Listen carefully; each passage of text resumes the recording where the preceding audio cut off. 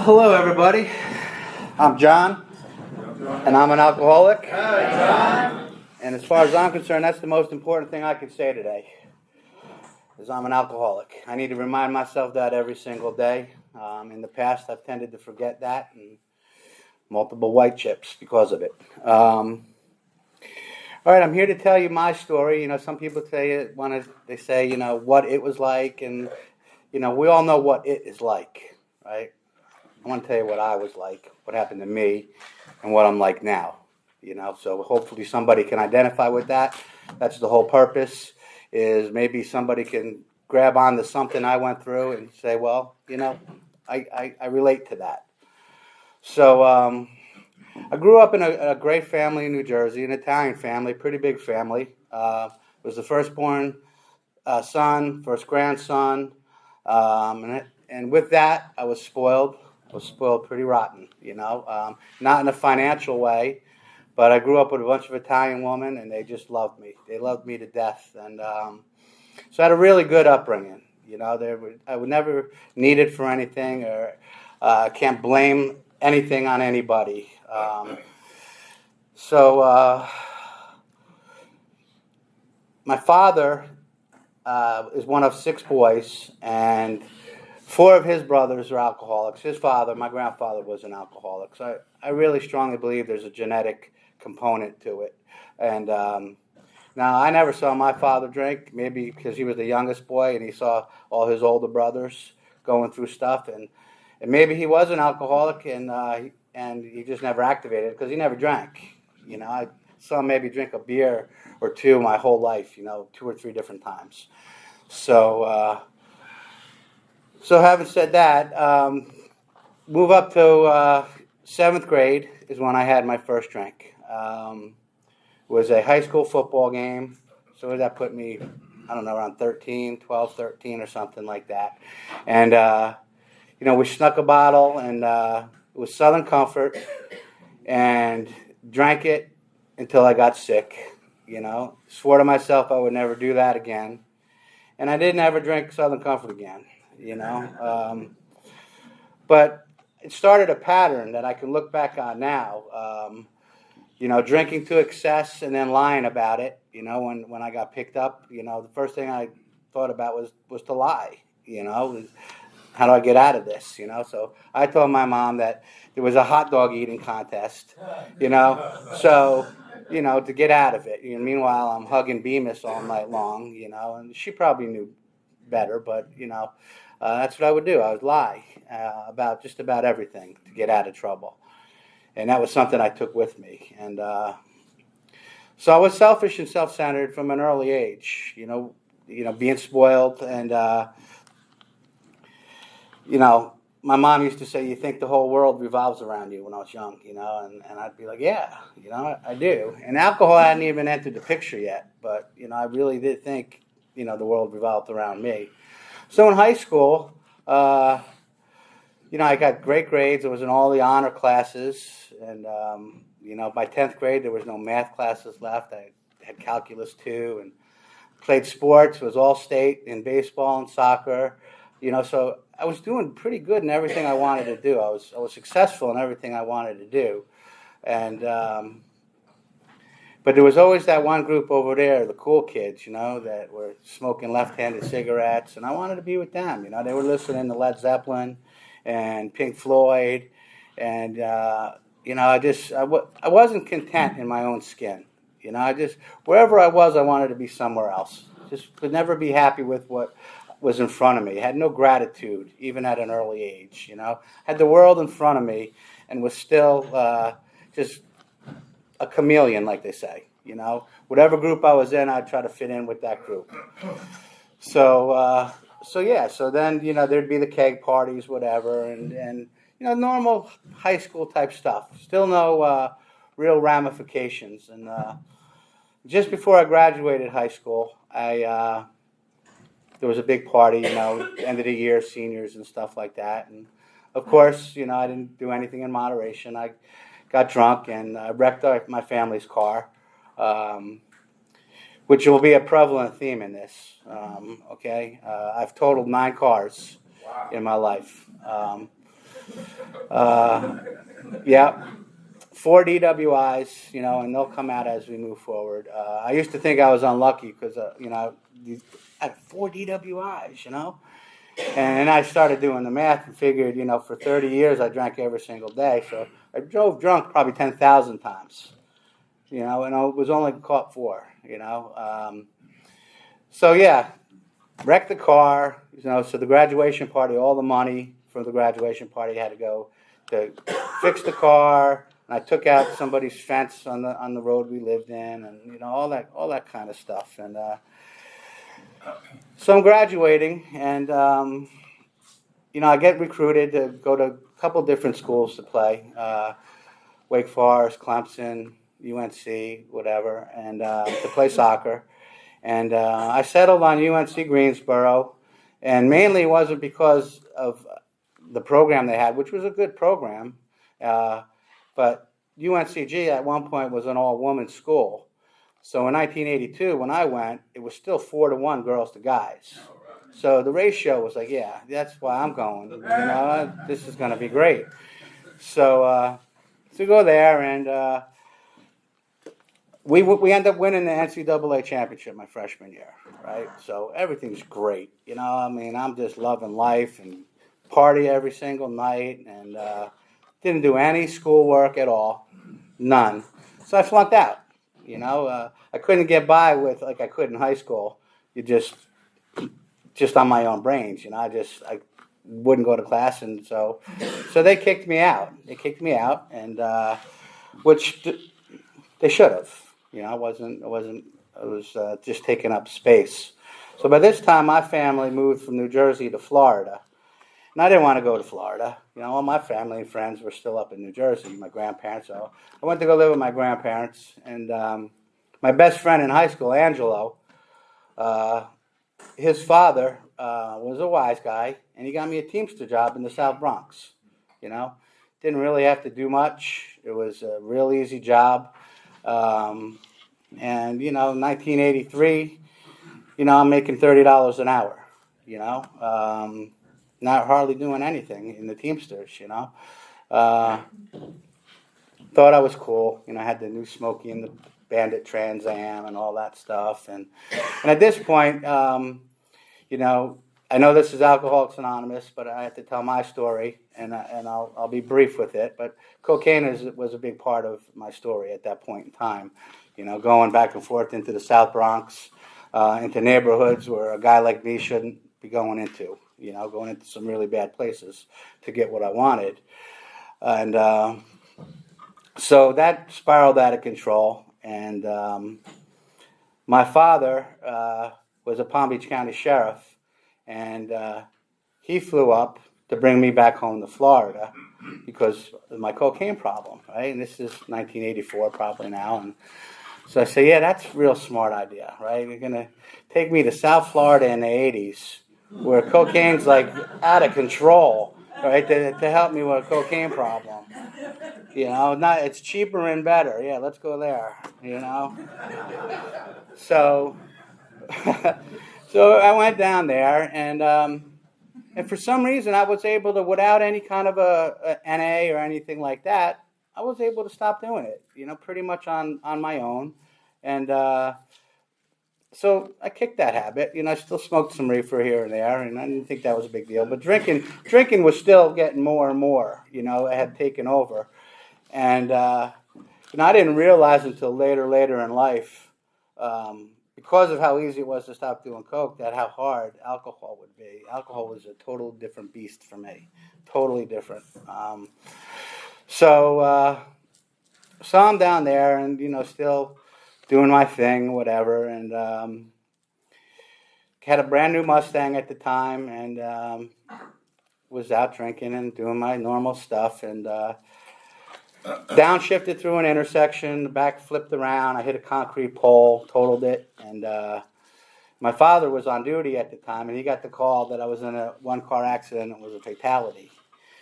And as it turned out, there was an accident like a mile and a half away from me where that young guy died. So my father thought it was me, and they had cut me out. They had to cut me out the jaws of life and helicopter me and the whole 9 yards. And so I still don't really think of me having a problem, right? I mean, it's just bad luck. I just still couldn't really put two and two together. People around me were starting to realize it, that, hey, something's wrong with you the way you drink. And so stayed down there for a little bit, didn't like it, went back up to New Jersey for a little while and started dating this girl. Nice Italian girl from Long Island. Our family was in waste management, right? And she introduced me to her mom for the first time. We were at some function, our family function or whatever we went, and we were there about a half hour or so, and we left. And then the next day, her name was Stacy Vaccaro, and she said, "My mom says you're an alcoholic." I said, "What are you talking about?" I said, "We were there a half hour. Your mom doesn't know me." She said, "John, she's a substance abuse counselor. She says you drink like an alcoholic." I said, "Yeah, whatever, whatever." So, so I'm still doing my thing, drinking. I haven't been arrested for anything yet, or, besides the cars, which I always land on my feet. I always be able to get a good job. And, the way I looked at it is if I had a good job and I was making money, then I'm allowed to do what I want to do. I'm allowed to play hard. Work hard, I'm going to play hard.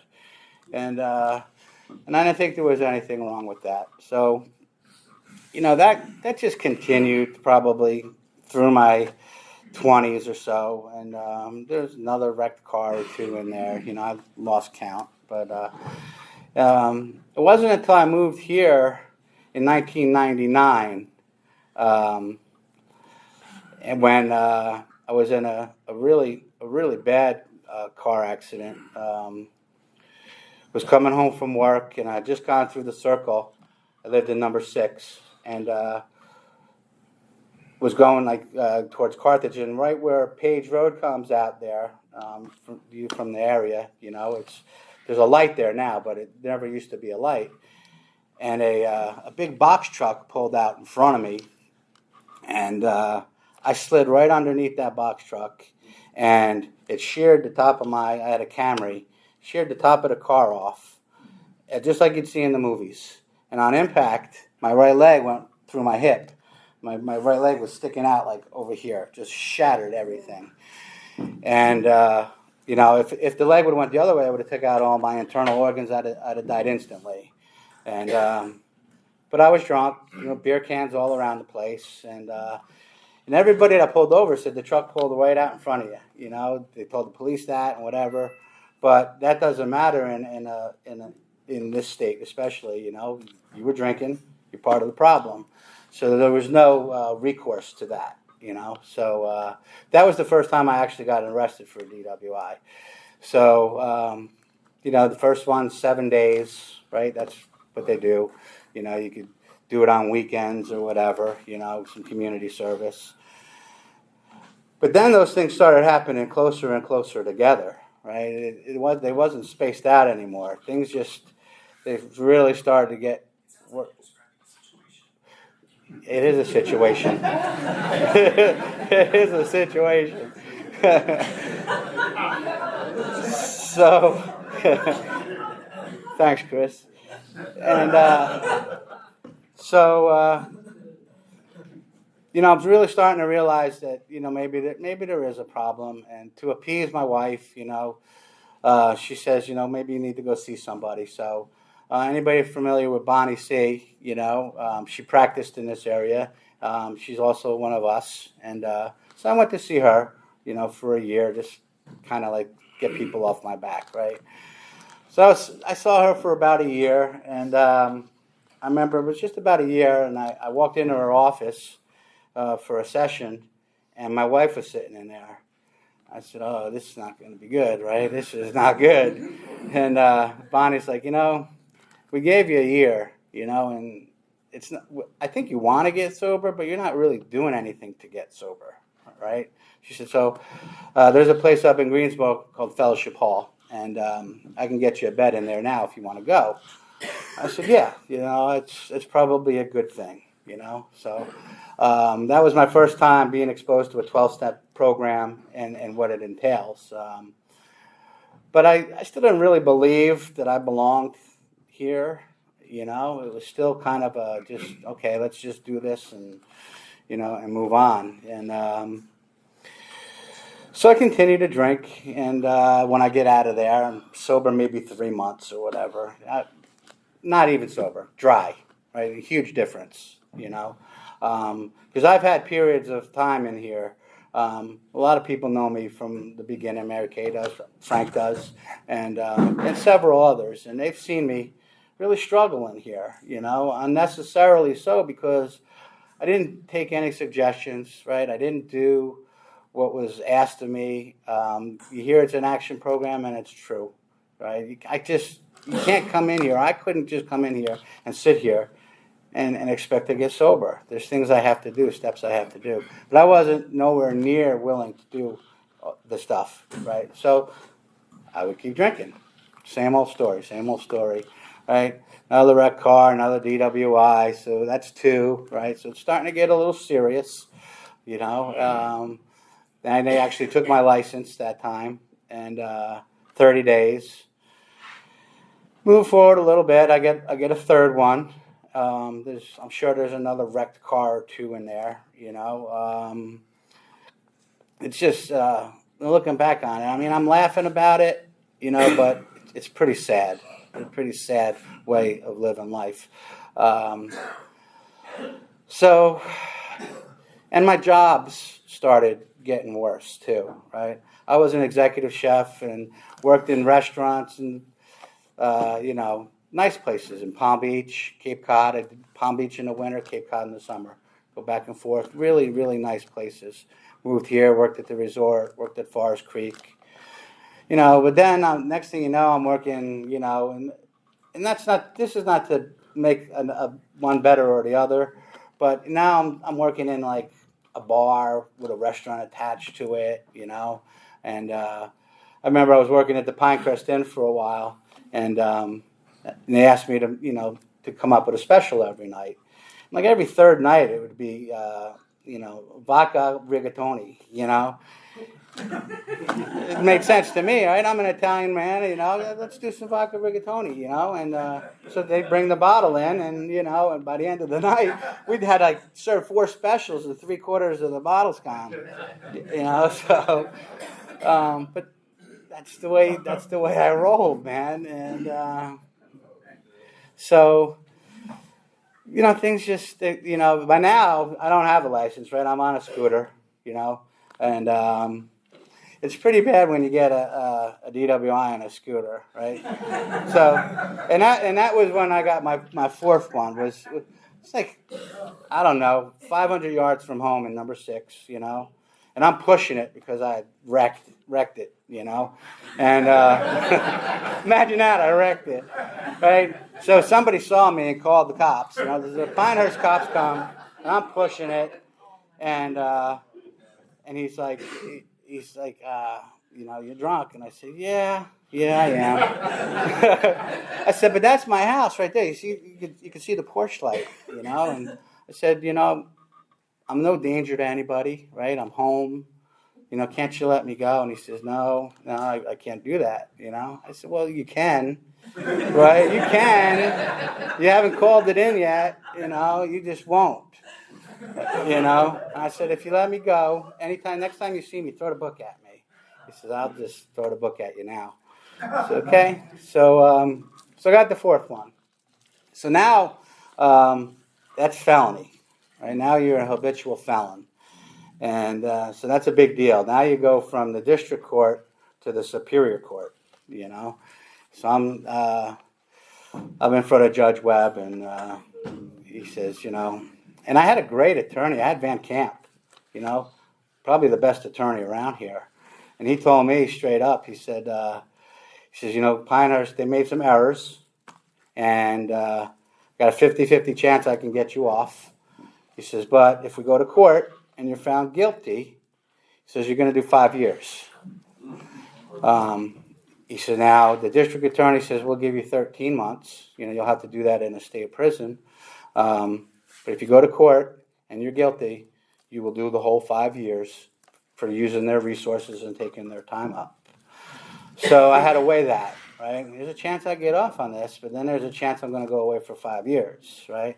5 years is a lot longer than 13 months. 13 months is long enough, trust me. But I might be able to keep my life together with 13 months. I might be able to keep my family, all that stuff with 13 months. But so I took the 13 months. I thought that was the wisest thing for me to do. So they sent me away to prison, and there's a thing I wanted to read to you that I wrote in there. And if you just bear with me a second, I want to pull it up. And it was how I was feeling in there. And I titled it "An Enlightened Path." The judge said, "Enough of your misbehaving," and sent me off to a prison called Craven. From there I was sent up in the mountains, and too many days to even start counting. It was a cold weather night. I think it was sleeting. I got a white chip at an AA meeting. So on to Dan River and the RSET class. I decided to stay so I could save my ass. So the root of the problem is my thinking. It must be fixed if I'm to stop drinking. My goal is to stop my destructive behavior and turn to God, for He is my Savior. Today is a miracle that I am sober, and I'll have 1 year at the end of October. I'm excited to live this new life, get home and show my beautiful wife. We can all decide our outcome or fate, so do it now before it's too late.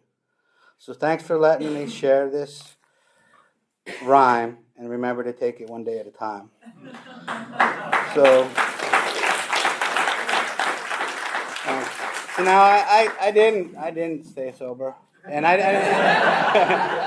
and my story is more failures than not, and I neglected to say in the beginning. I forgot, Mary Kay mentioned, my home group is the High Nooner group. We meet Monday to Friday, a different meeting every day of the week. Monday's a daily reflection. Tuesdays, as Bill sees it. Wednesdays, 12 and 12. Thursdays, living sober. Friday's a big book. So it's a different meeting every day, Monday to Friday. So that's my home group. And I do have a sobriety date. I've had many. But my last one is a little over 2 years ago now. I spoke here about 6 years ago. And at that point, I was doing pretty good. I was doing a deal. And then a little over 2 years ago, I got a call that my dad was going into hospice, and he was going to pass away shortly. So a momentary lapse of reasoning, to quote Pink Floyd, I took a drink, and I didn't reach out to my sponsor at the time. I called him the next day. That's what we do. I didn't call him before because I guess I didn't really want to not do it, right? And luckily, that was it. It was that one day. So came back in here, got a white chip. So yeah, my sobriety date is May 5th, 2023. And so, all right, that's enough of the drunk-a-log, right? That I'm qualified to be here. So what am I like now? Or what did I do? What I did is I talked to my sponsor now, and he's here, and thank you for being here today to support me. I love you, Don. And, I did all the things. I'm doing the things now that I neglected to do earlier. Every morning I have about 12 or 15 people I reach out to. It's not a group text. I don't like doing the group text thing. I like it to be one-on-one, individual. I pray in the morning. I'll do the daily reflection. I'm here just about every day at the noon meeting. And even though it's Saturdays and Sundays are not part of our home group, I'm usually here those days too. So I'm usually between 5 and 7 meetings a week. And I feel it necessary. And like I said in the beginning, I need to remind myself that I'm an alcoholic every day. Because I'll start to forget. I'll start to think, things are okay. and maybe this time will be different, even though I know it won't, right? I've proven to myself too many times that I'm incapable of drinking like a gentleman, whatever that means. Never did, like I said, right from the get-go. Always drank for effect, and I liked it, I had a lot of fun for a while until it was not fun, and that eventually happens to most of us alcoholics, right? It just gets worse and worse, right? It's just a disease that just gets progressively worse. It doesn't get better untreated. Untreated, it gets worse. And we all know about the 9-step promises, but our big book is filled with promises, and some of those promises, they're not the good ones, like the 9th step. Like, some of them are like, if you don't do this, you're going to probably die. I mean, it doesn't get much clearer than that. And I think I was on that path for sure. And I used to wonder, or I used to say, I should be dead. I should be dead for the things I've done and the places I've been and all the times I've been drunk. And then somebody wiser than me, which is just about everybody in this room, but this guy said to me, he says, everybody that should be dead is dead. Right? So you're alive for a reason. So I think part of that reason is to do stuff like this, to share my story, try to help other alcoholics as best I can. I don't have a sponsee at the moment. I have sponsored in the past. The way my life is at this moment, I'm invested in other things, and I still talk with lots of guys. I just can't do that one-on-one thing at the moment, and I probably will again in the future. So today, my life is infinitely better than I ever thought it really could have been. Even though materialistically, I probably don't have as much as I could have had or whatever, but I live a comfortable life. I don't want for anything. So what I do now is I get to be involved in the community, right? I'm not taking all the time anymore. I'm giving back. I get to do things. I got to go back to college. Because I got thrown out of college, right, for a 0.8 grade point average. So they threw me out, right? So I went back to school, and I graduated summa cum laude, right, with a 3.95 grade point average. At 1B the whole time I was there. So next to perfect. So. And I only did that for myself, not to further any job stuff or anything. I did it to prove to myself that I could do it, right? And follow through with something that I wanted to do. So what I do today is I get to do lots of things. I belong to 3 different dog rescue groups, okay? I have a passion for saving dogs. German Shepherd Rescue Group, the Great Dane Rescue Group, and I don't know if anybody's familiar with a Belgian Malinois. I have a Belgian Malinois. So I have 10 acres at my house. I have chickens in the backyard. Just planted tomatoes and peppers and stuff, in my yard today. Or actually, I'll be doing it tomorrow. I bought them today. But, so, I get to do stuff like that. The Habitat for Humanity, I volunteer with them. We build houses for people that need houses. I'm in the Lions Club, so we do a lot of visual stuff for like young kids that can't see and they need glasses and stuff like that. We do all kinds of stuff like that, and then there's a food pantry once a month that I do down in Rayford. So these are all things I'd have never ever did as an alcoholic. I mean, wake up on a Saturday morning, and I don't know if anybody knows where Callaway Road is. There's a 4-mile stretch of road there. It runs kind of parallel with 211 near Ashley Heights. I have a 4-mile stretch of road that I sponsor and clean up trash there a couple times a month. And it's funny because whenever I do that, all I find is beer cans and fireballs, and little mini vodka bottles, and it's just hilarious, So I think God's kind of getting even with me a little bit for all the beer cans I threw out of windows my whole life, So I'm trying to even the ledger of my life, right? because it was so selfish and so self-centered for so long,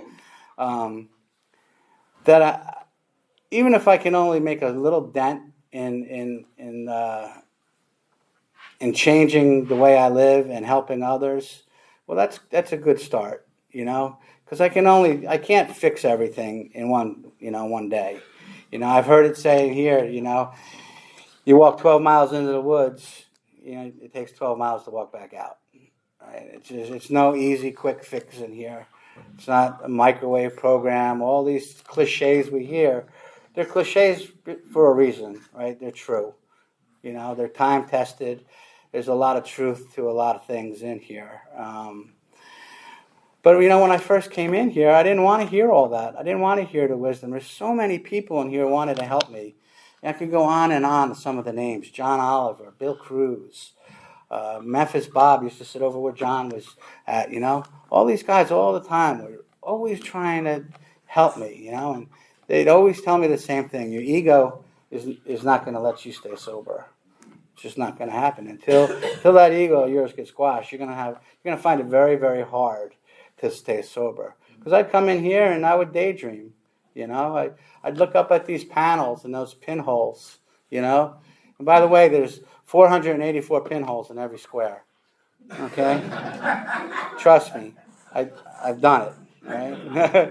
So it's not really hard because I'm a math guy. It's 22 by 22. So, it wasn't very hard to figure out. I didn't need an abacus or anything like that. So, but that wasn't even enough. Right now I'm trying to count how many squares and then multiply that by 484. So right now it's like 970,000 something. But then now you got half panels.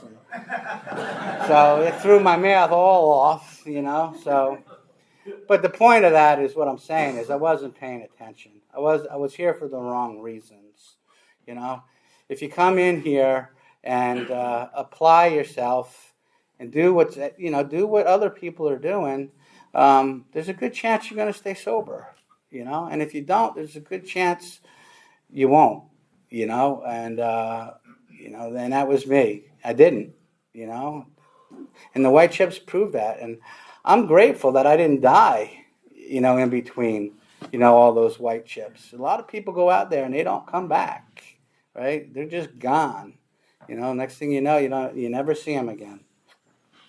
So, to bring gravity to it, I know I make light of things and I have to do that for my own sanity, because if I really dwell on all the things in my past, it'd be a downer, But we're taught not to regret the past or shut the door on it, right?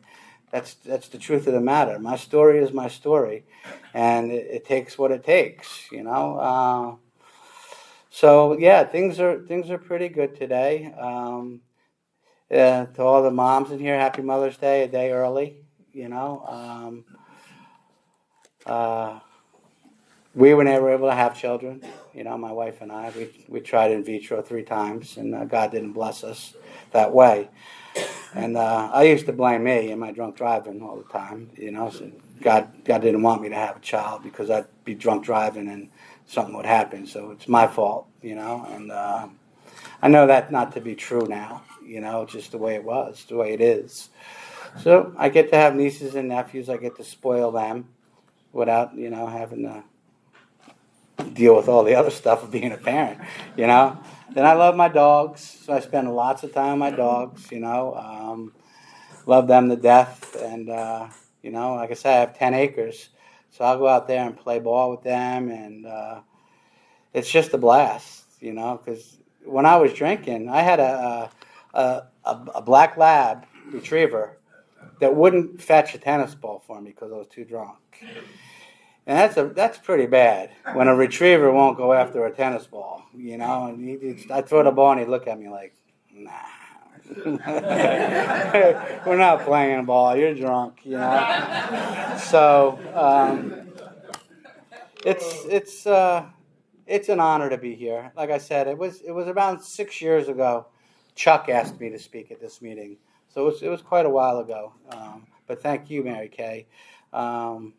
I have a blessed life. I'm so lucky, And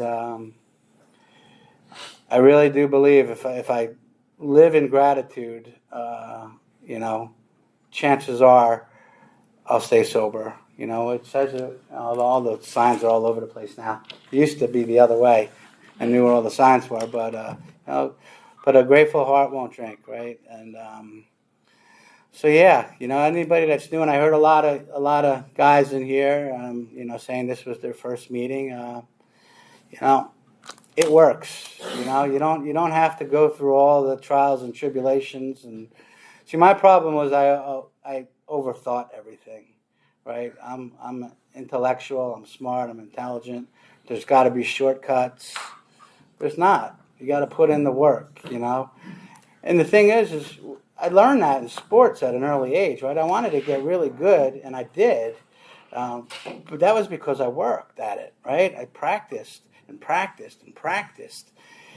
Now, if I apply those same thoughts in here and practice and practice and practice, I get better. I don't get cured, right? There's no such thing as a cure. I wake up tomorrow morning, I'm going to wake up an alcoholic. And if I don't do anything to treat it, it's going to get progressively worse. Chances are I might not drink tomorrow if I don't do what I'm supposed to do. But if I keep stringing days together where I don't do the things I learned in here, more than likely I'm going to drink. It's been proven time and time again. And I just don't want to go through that anymore, man. It just sucks, man. It's a really crappy way to live, day to day, wondering where you're going to get your next whatever it is that you do, It's tiresome. It's just tiresome. And, I get to go to sleep tonight and remember what I did. Tomorrow morning I'll remember what I did last night because I was a blackout drinker. I blacked out like every single time I drank. I had some really bad. I drank one time. I was in Miami Beach drinking, and I woke up a day and a half later. I was in Atlanta, and I didn't have no clue how I got to Atlanta, and that's some scary stuff, man. Right? It's and I'll close with one more joke. It's like it's. When I drink, I just don't know where I'm going to wake up, right? I don't know what's going to happen. I don't know where I wake up. But generally, it was in Carthage. Okay? And nothing against anybody from Carthage, but when I woke up in Carthage, it was just solid brick walls around me. And no bueno. So, thank you, Mary Kay. Thank you, everybody, for helping me tonight.